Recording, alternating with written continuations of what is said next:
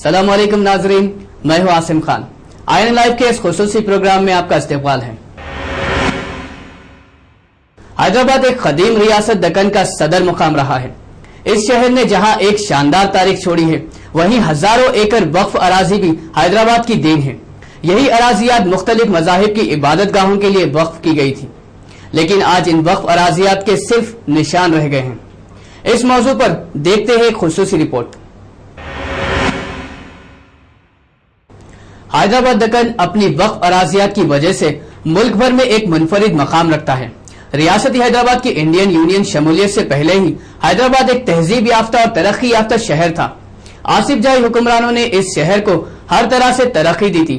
شہر میں بلدی انتظامات قابل تحسین تھے، جبکہ سرکاری سطح پر ہر شعبہ حیات میں ترقی کے مواقع پیدا کیے گئے۔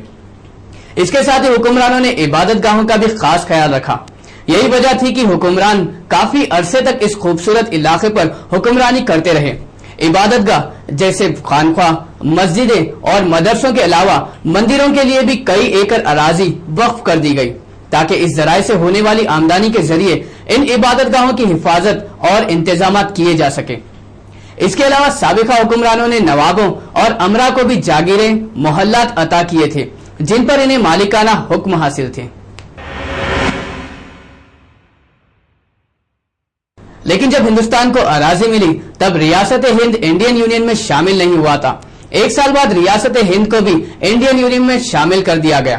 ملک میں نئی حکومت نے آتے ہی سب سے پہلے جاگیردارانہ نظام کے خلاف کام کیا۔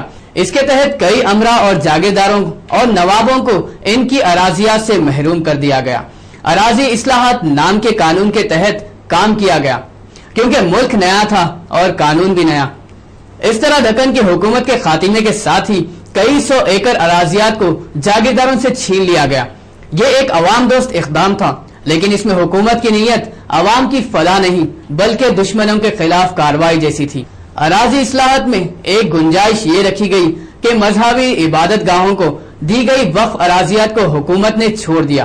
اس طرح اراضی کے خلاف برسوں بعد بھی یہ اراضیات بچی رہی۔ ان اراضیات کو متعلقہ عبادت گاہوں کے اختیار میں ہی رکھا گیا۔ مرکزی حکومت کی جانب سے کیا گیا یہ اقدام ایک خوش آئندہ اقدام تھا۔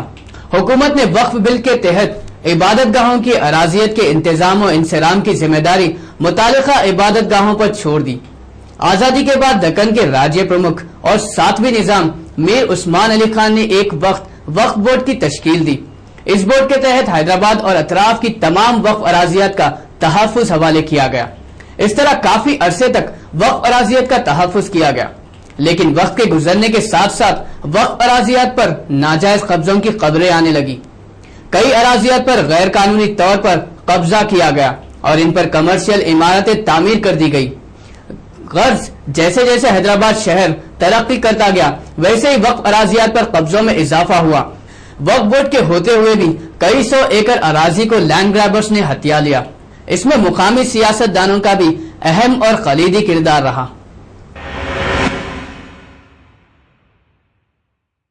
وقف اراضیات پر قبضوں اور عمارتوں کی تعمیرات کو دیکھتے ہوئے حکومت نے وقف ایکٹ 1995 میں ترمیم کرتے ہوئے آندھرا پردیش وقف بورڈ کی 1996 میں تشکیل دی۔ یہ ایک نیا بورڈ تھا، لیکن اس کا بنیادی مقصد بھی وقف اراضیات کا تحفظ اور ان کی دیکھ بھال تھا۔ لیکن وقف بورڈ کے ذمہ دار بھی کافی عرصے تک حکومت کے حوالی بنے رہے۔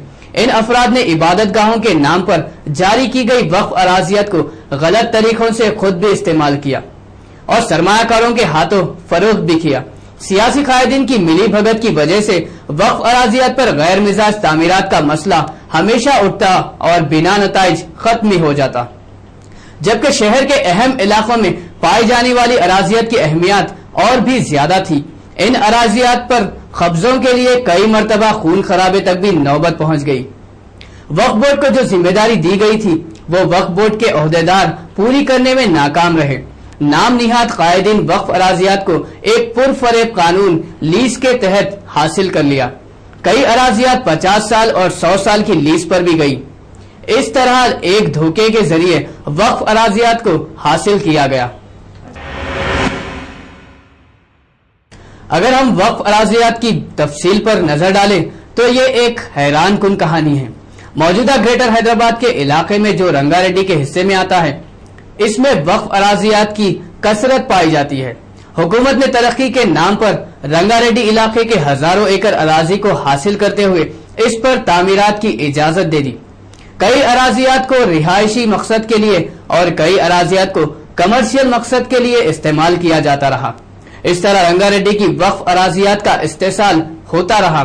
سابقہ حکومت نے درگاہوں، مسجدوں اور مدرسوں کے لیے اراضیات وقف کی تھی، لیکن ان کا استعمال ناجائز طور پر غیر قانونی انداز میں کیا گیا۔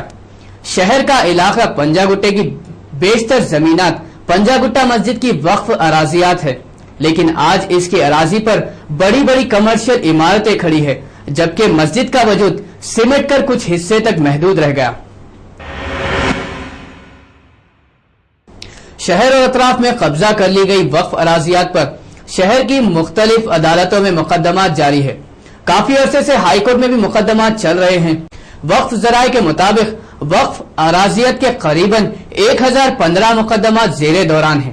ان میں سے 90 مقدمات سپریم کورٹ میں ہیں، 275 مقدمات ہائی کورٹ میں ہیں، جبکہ 230 مقدمات سول عدالتوں میں زیر دورہ ہے۔ جبکہ وقف بورڈ نے 296 میں سے صرف 8 مقدمات میں کامیابی حاصل کی۔ اس طرح وقف اراضیات اور ان ناجائز قبضوں کی تفصیل کافی طویل ہے۔ اگر ان اراضیات کا صحیح استعمال ہوتا اور ان کی دیکھ بھال ہوتی تو اس میں سے عوام کو بالخصوص اقلیات کو کافی فائدہ ہوتا، لیکن نہ ہی حکومت نے اس جانب توجہ دی اور نہ ہی نام نہاد قیادت نے اس سلسلے میں کوئی مضبوط قدم اٹھایا۔ وقف اراضیات سے متعلق ایک اور بات بھی ذہن نشین کرنی چاہیے۔ حکومت نے ہزاروں ایکڑ اراضی وقف کی تھی، جبکہ کچھ نوابوں اور جاگیرداروں نے بھی اپنی اراضیات فلاح عامہ کے لیے وقف کی تھی، لیکن ساتھ ہی دونوں صورتوں میں وقف شدہ اراضی کو منشاء وقف بھی بتایا تھا۔ کسی نے غریب مسلم بچوں کے لیے قیام گاہ کے لیے، کسی نے قطب خانے کے لیے، کسی نے اسلامی درسگاہ کے لیے اور کسی نے اور منشا کے لیے زمینات وقف کی تھی، لیکن کچھ موقع پرستوں نے وقف اراضیات کو اپنے مقصد کے لیے استعمال کرتے ہوئے حکومت سے ان کی لیز حاصل کر لی، جبکہ کسی نے منشاء وقف میں اپنی مرضی سے تبدیلی بھی کر دی۔ ایسی صورت میں بھی وقف اراضیات کا استحصال جاری رہا۔ ناظرین، آپ کو بتا دیں کہ حکومت نے آزادی کے بعد جاگیرداروں اور نوابوں سے زمینات اس لیے چھین لی تھی کہ اس کے ایک قانون اراضی اصلاحات کا بنایا گیا تھا۔ اس قانون کے تحت کسی کو بھی ایک مقررہ حد سے زیادہ اراضی رکھنے کی اجازت نہیں تھی۔ اس طرح سابق معزز شہریوں اور جاگیرداروں کو صرف ایک نو قلم سے خلاص کر دیا گیا۔ پھر مذہبی مقامات کی اراضیات کو کچھ دنوں تک چھوڑ دیا گیا، لیکن رفتہ رفتہ ان اراضیات کو بھی مختلف بہانوں سے ہتھیاتے ہوئے ان پر قبضہ کر لیا گیا۔ لیکن اب صورتحال پھر وہی ہے جو آزادی سے پہلے تھی۔ وہ ایسے کہ آزادی سے پہلے کئی افراد کے پاس ہزاروں ایکڑ اراضی ہوا کرتی تھی، کئی گاؤں کسی ایک ہی فرد کی جاگیر میں ہوا کرتے تھے، لیکن اب حکومت نے ملٹی نیشنل کمپنیوں، بڑے سرمایہ کاروں، سیاست دانوں کے قریبی افراد کو اسی پیمانے پر زمینات حوالے کی ہے۔ اس کی شکل لیز کے طور پر نکالی گئی ہے۔ دلچسپ بات یہ ہے کہ لیز 50 سال، 90 سال اور 100 سال کی بھی ہوتی ہے۔ اس طرح آج بڑے بڑے سرمایہ کار ریاست کی بیشتر زمینات کے مالک ہیں۔ تو آپ نے دیکھا کس طرح وقف اراضیات پر ناجائز قبضے کیے گئے۔ وقف اراضیات کے تعلق سے INN پر مزید تحقیقاتی خبریں نشر ہوتی رہے گی۔ دیکھتے رہیے INN لائیو۔ اب اجازت دیجیے، اللہ حافظ۔